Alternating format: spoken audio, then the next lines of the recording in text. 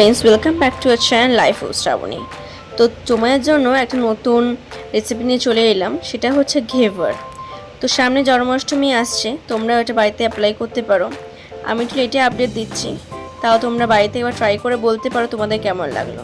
তো আমি এখানে ঘি নিয়ে নিলাম, ঘিয়ের মধ্যে আমি এখানে একটা বরফ নিয়ে সেটাকে ভালো করে মেল্ট করে নিলাম। দেখুন, মেল্ট করার পর এই যে ঘিটা, এটা একটু সলিড আকারে একটা মাখন টাইপের তৈরি হয়ে যাবে। তো এটাকে ভালো করে আমরা ফেটিয়ে নেব।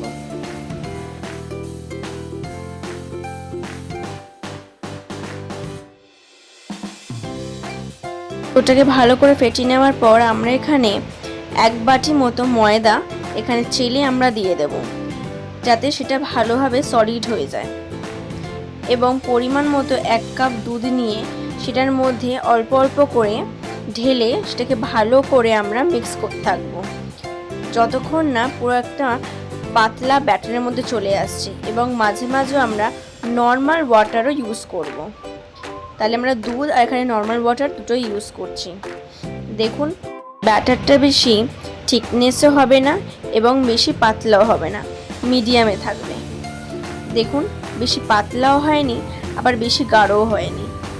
তারপর ব্যাটারটা আমরা ফ্রিজে ঢুকিয়ে রেখে দেবো কিছুক্ষণের জন্য।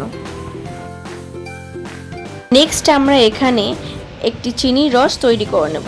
তো 1 কাপ মতো আমরা চিনি নিয়ে নিয়েছিলাম, 1 কাপে হাফ কাপ নিলেও চলবে। আর এখানে সেই পরিমাণ জল দিয়ে চিনির রসটাকে ভালো করে আমরা মেল্ট করে নেব। খুব চিটচিটে করব না, জাস্ট নর্মাল চিনির রস করলেই হবে।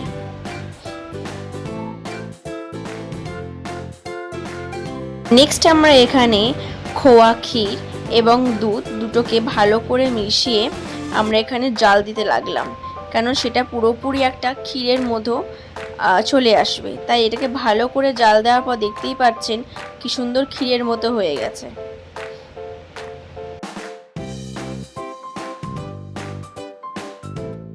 এটা বানিয়েছিলাম সেটা একটি ছোট বোতলে ঢেলে এবং মধ্যেখানে ছেদ করে সেটা ভালো করে এরকম ওপর থেকে ছড়িয়ে দিতে হবে এবং ছড়ানোর পরে কাঠির সাহায্যে মধ্যেখানে ফুটো করতে হবে। যদি আপনাদের কাছে এরকম ছোট কাটুয়া টাইপস না থাকে, তাহলে আপনার ছোট কোনো পাত্রের মধ্যেও করতে পারেন। দেখুন কি সুন্দর তৈরি হয়ে গেছে। আর হ্যাঁ, এটা কিন্তু হাই টেম্পারেচার রাখতে হবে, লো টেম্পারেচার রাখলে কিন্তু চলবে না, কারণ তেলটা টেম্পারেচার রাখলে সেটা তাড়াতাড়ি ভাজতে সুবিধা হবে।